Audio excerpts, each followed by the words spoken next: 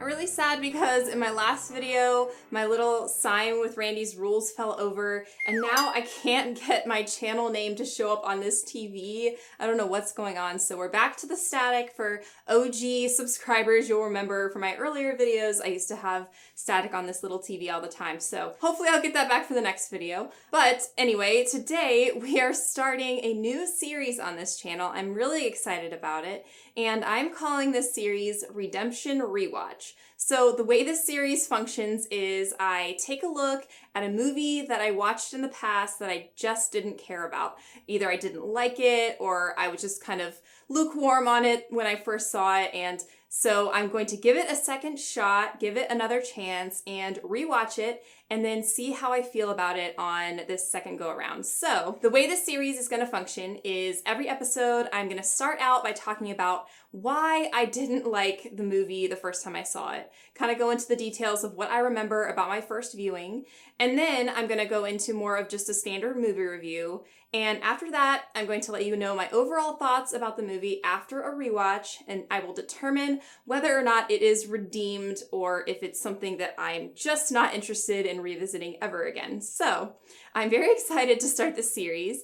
And the first movie in this series is Drag Me to Hell. After denying a woman the extension she needs to keep her home, lone officer Christine Brown sees her once promising life take a startling turn for the worse. Christine is convinced she's been cursed by an old woman with mystical powers, but her boyfriend is skeptical. Her only hope seems to lie in a psychic who claims he can help her lift the curse and keep her soul from being dragged straight to hell. So a little bit of backstory about Drag Me to Hell. It was directed by Sam Raimi, of course, of Evil Dead fame, and he co-wrote it with his brother, Ivan Raimi, and it was his triumphant return to horror in 2009. He had taken 17 years between making horror movies. The last movie before Drag Me to Hell was Army of Darkness in 1992, so it'd been quite a while since Mr. Raimi had made a horror film. I guess he was making some movies about like a guy who thinks he's a spider or something. What's your name, kid?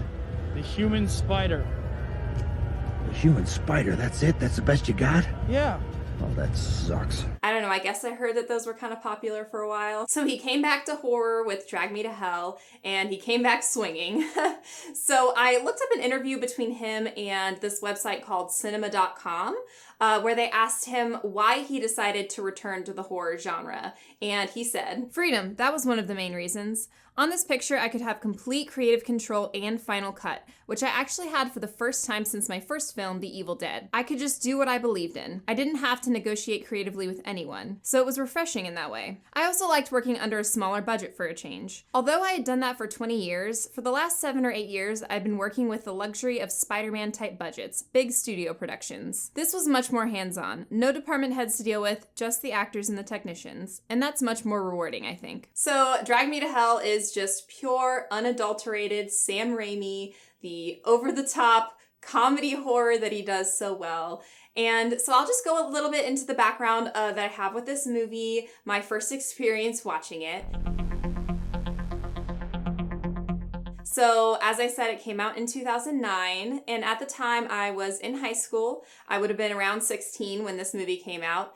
And I do remember that I went to the theaters to see this movie, and I was actually unfamiliar with Sam Raimi. I did not know him as a director, not even through the Spider-Man movies. Somehow I had never managed to hear about him, and so I didn't know anything about the Evil Dead franchise, so I did not know his style of directing or anything like that. So I did not know that there was going to be a healthy dose of comedy mixed in with the horror in this movie.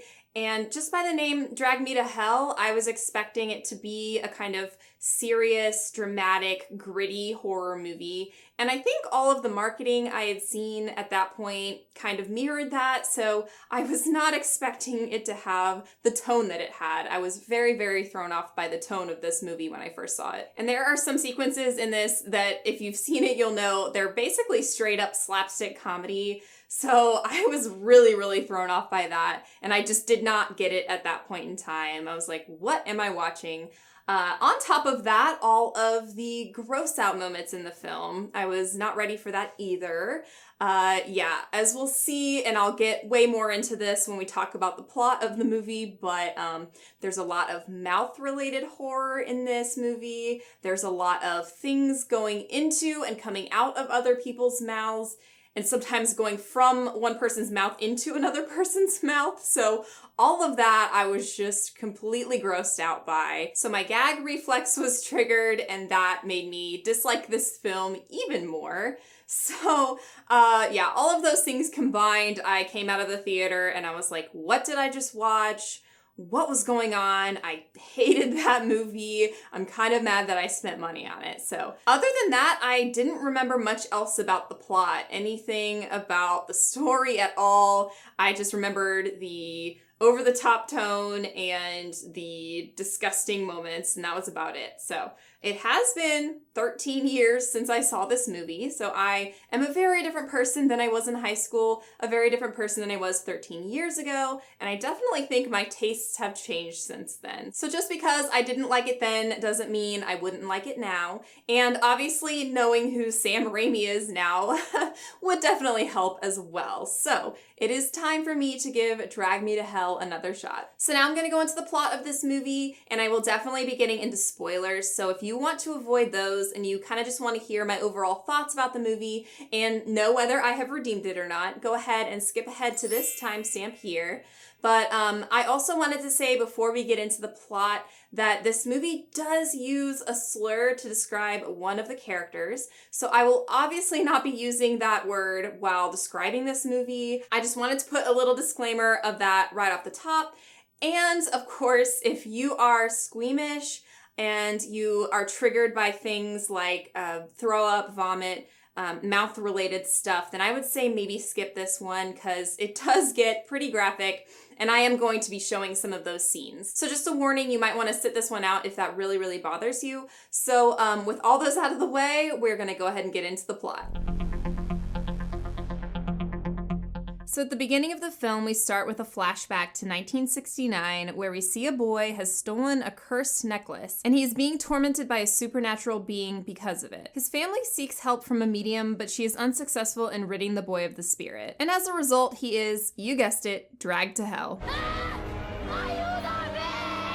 And that happens in the first 4 minutes. So right away, the legitimacy of this curse is established, and Raimi is delivering on the title. But that scene is pretty serious in tone and execution of the effects and everything. But don't let Raimi fool you here. Things are gonna get wilder and goofier and much, much goopier. We flash forward to the present, and we are introduced to our main character, Christine, played by Alison Lohman, who does a fantastic job, by the way. It's notable that she does most of her own stunts in this movie, which is really impressive considering all that Raimi puts her through, and she makes for a really likable, sympathetic protagonist in general. She is a loan officer at a bank and is gunning for a promotion, and her boss has made it clear that in order to secure the position, she must be more conservative with the loans she approves and side in favor with what is best for the bank. We also meet Christine's boyfriend, Clay, played by Justin Long. I did not remember at all that Justin Long was in this movie. I would have recognized him when I first saw this movie because in high school, I loved a lot of his films. I mean, he was in so many comedies in the early 2000s, especially Dodgeball. I really, really loved and still love Dodgeball. So I was pleasantly surprised to see him in this movie. Clay collects rare coins, and Christine gives him a rare quarter that she found at the bank. I'll call this Chekhov's quarter, and this is in reference to Chekhov's gun. For those who don't know, and this is straight from trusty old Wikipedia, quote, Chekhov's gun is a dramatic principle that states that every element in a story must be necessary, and irrelevant elements should be removed. Elements should not appear to make false promises by never coming into play, unquote. It comes from Russian playwright Anton Chekhov, who once said, one must never place a loaded rifle on the stage if it isn't going to go off. It's wrong to make promises you don't mean to keep. Hence the term Chekhov's gun. So fun little fact for you there. So remember that, Chekhov's quarter. So that day, an elderly Eastern European woman called Mrs. Ganush, who is played by Lorna Raver, comes into the bank asking for an extension on her mortgage. She's already been granted 2 extensions in the past. And the whole time she's coughing up this nasty phlegm and just hacking very loudly. Mrs. Ganush. The sound design here is really pronounced, and this is our first indication of the mouth-related horror that is to come. So Christine is feeling pressured to, quote, make the hard decisions, and denies her request. This display of selfishness on her part is what sets in motion what is, essentially, a classic morality tale that Raimi is spinning. You do something bad because of greed, you'll get punished for it. And after Mrs. Ganush aggressively begs her to reconsider, Christine calls for security to remove Mrs. Ganush, which shames her. I beg you, and you shame me. And as we will see, she does not like being shamed. But then again, who does? Next, we get an absolutely epic scene, which is possibly my favorite scene in the whole movie. After the whole ordeal at the bank, Christine is walking to her car in a parking garage, and she hears coughing coming from a car parked close by. Sound familiar? The car, by the way, is Sam Raimi's 1973 Oldsmobile Delta 88, dubbed the Classic, and appears in almost every film by Raimi, most notably the Evil Dead films as the car that Ash drives. So we get this pretty bad CGI handkerchief flying at Christine's windshield, but I would call it a pretty effective misdirect for the real scare, that is Mrs. Ganush lurking in the backseat of her car. This scene is where it kicks into high gear, literally. This scene in the car is a knockdown, drag-out fight between a young woman and an elderly woman, which you don't really ever see, so it was kind of cool to see something like that in this movie. All of these office supplies that we see Christine take to her car are used as weapons. She tries to defend herself by using a stapler on Mrs. Ganush's face, and even staples one of her eyes shut. I literally wrote in my notes, LOL, stapler to the face. Also, a ruler is used at one point, and Christine jams it into Mrs. Ganush's mouth, who proceeds to somehow spit it out like a projectile, hard enough to break the driver's side window. Meanwhile, Mrs. Ganush is tearing fistfuls of hair out of Christine's head,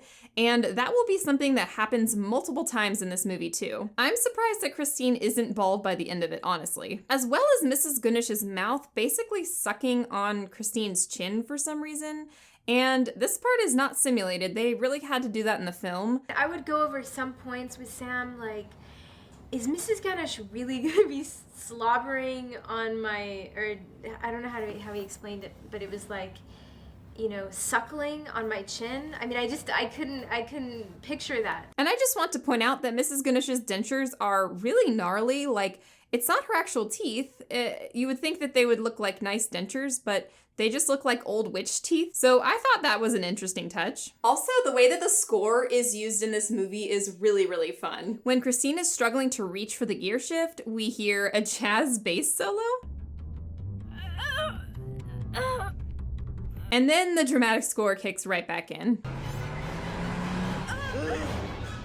And then we get this line. I beat you, you bitch! Just really funny, over-the-top stuff. This is where Mrs. Ganush places a curse on Christine. She does so by cursing a button she rips off of Christine's jacket. This will come into play later. Christine then seeks help from a seer named Ram Jaz, played by Dilip Rao, who confirms that she has been cursed. She proceeds to be accosted by an unseen force that appears only in shadow as a goat-like silhouette. And she gets dreams or hallucinations of being attacked by Mrs. Ganush. Things like Mrs. Ganush vomiting maggots into her mouth. You know, super chill. Did I mention this movie is not for those with a weak stomach? Also, Christine then has an insane nosebleed at work. It's a veritable geyser of blood because why not? Christine then tracks down Mrs. Ganush to seek forgiveness, i.e. get this scary curse removed, and possibly help her get her house back, only to find out that she has died. Then we get more mouth-to-chin action in this revolting scene where Christine knocks over the casket and Mrs. Ganush's corpse just absolutely pours fluid, maybe formaldehyde, into her mouth. Insert barfing emoji here. And Christine gets more hair ripped out of her head. Ouch. She goes back to Ram Jaz, who explains that she is cursed by a demon called the Lamia. For the first 3 days, the Lamia appears as a nasty spirit that torments its victim. After that, it reveals itself to be a taker of souls. Which Raimi describes in that interview with cinema.com, quote, "There are different demons that exist in many different cultures under the name of Lamia. In one culture, it's a baby-eating god. In another, it's a snake. In another, it's a very sexy but evil woman. And we thought, how interesting that they all have the same name, yet they're all different. Maybe they're just telling different stories about the same thing. Maybe we can tell our own story about that demon and call it the Lamia." End quote. So Christine proceeds to get absolutely wrecked by the Lamia, and she tries to do an animal sacrifice ritual to appease it by killing her pet cat, and that doesn't work. I had a cat, I understand. You have a cat? What do you mean? Something happened unless something happened to him. Then we get this scene in, it's either a shed or a garage, where I think some of the worst effects in the whole movie happen. And we get more mouth-related horror, yay. Ah, that early 2000s CGI. Also, side note, who has a whole-ass anvil hanging from their ceiling by a rope? Anyway, next, Ramjas takes her to the medium we saw at the beginning of the movie. Remember that 60s flashback? The medium is Sean Sandina, played by Adriana Barraza, who has personally dealt with the Lamia like we saw, although apparently not very well. That kid still got dragged to hell after all. So they perform a seance in hopes to get rid of the Lamia, and here we get a possessed floating man who is very reminiscent of the Deadites from The Evil Dead. He does this little dance that's really fun. I do my little dancey dance, I pick up my pants with bands. And we get a very foul-mouthed goat. You black-hearted That is also reminiscent of the laughing deer head from Evil Dead 2. If you want to know more references like these, check out this awesome video by The Video Zone here on YouTube called Evil Dead Techniques and References in Drag Me to Hell. I'll link it in the description. After all that, it still doesn't work, so Christine's last resort is to regift the curse button, which will pass the curse onto another person, damning them to burn in hell for all eternity. She really considers this and tries to find someone to give it to, but ultimately realizes that she can't let herself do that. So she tries to return the button to Mrs. Ganush. But wait, isn't Mrs. Ganush dead, you ask? Why yes, she is. So next we get this epic scene of Christine digging up her grave, to which I wrote in my notes, damn, this girl can dig. She essentially has a final battle with Mrs. Ganush, well, her corpse, which somehow manages to rip even more of Christine's hair out. Christine then delivers this amazing line, "Choke on it, bitch!" And she shoves the envelope with the button in the corpse's mouth. This whole time it's raining and the grave is rapidly filling up with muddy water. This scene must have been hell to shoot. I just have to point out the sound design here where a gravestone falls on Christine's head and there's this wacky bonk noise. Which, by the way, that should have definitely killed her. And we do think she's going to drown, but wait, she somehow makes it out alive. The next morning, we see things are going much better for Christine. She meets Clay at a train station to go on a nice weekend trip. We think everything is okay. But wait, remember Chekhov's quarter? Clay reveals that he has had the envelope with the cursed button, and Christine actually returned the envelope with the quarter to Mrs. Ganush by mistake. A classic mix-em-up. She is so shocked by this that she backs up and falls down onto the railroad tracks. And as a speeding train approaches, the ground opens up underneath her. We get some pretty bad CGI here as well. And she is, you guessed it again, dragged straight to hell. And we get Justin Long looking really sad, and credits. All right, so now time for my overall thoughts after this rewatch. So I will say that I still subscribe to the idea that this movie isn't really my jam. It definitely didn't make it onto my favorite horror movies list after this rewatch or anything like that. But I will say that I really got the tone a lot more. I really appreciated the humor that Raimi injected into the movie, and I think that I really understood what he was going for more. So I think this is one that would be really fun to watch with a group of friends, maybe, people who are also really into horror, so you can kind of bond over the gross out moments that happens, kind of get a little wild and crazy while you're watching it, and really be able to react to what's happening on screen, because I think that that's kind of how Sam Raimi wants it to be watched, is to get these big reactions from people. I will say that the gross out moments in particular were still kind of hard for me to watch. There were some times where I kind of had to turn away and need a break from what was happening on screen because it was still really making my stomach turn. So definitely would not be able to eat while watching this movie, would not recommend that. I think that some of the effects in the movie don't hold up very well. It's just kind of a product of its time with that early 2000s CGI, but some of the practical effects were really well done. I absolutely have to commend Alison Lohman for being able to do most of her own stunts. I think that's incredible. And just as far as the performances go, I was really impressed by all the performances. I think all of our leads did a fantastic job, and everyone was very convincing and played their parts very well. So I was definitely impressed by that. And as far as the story goes, I think it was pretty well done, pretty well told by Raimi. And I mean, it's not super original. And he even admits that in some of the interviews he's done where he talks about the writing of the film and just he wanted it to be a classic kind of fable morality tale type thing. And I do think he's successful in that. So sometimes it doesn't take a super complicated story if you just have this simple kind of plot that you want to tell and add the embellishments in the effects and the set pieces and things like that. I'm definitely all for it. So I think that he did a really good job with that as well. So like I said, it's by no means making my list of favorite horror movies, but I will say that I am glad that I rewatched it and revisited it and gave it another chance. So now the big question. So the big question is this movie redeemed? And I would say yes. Yes, it is.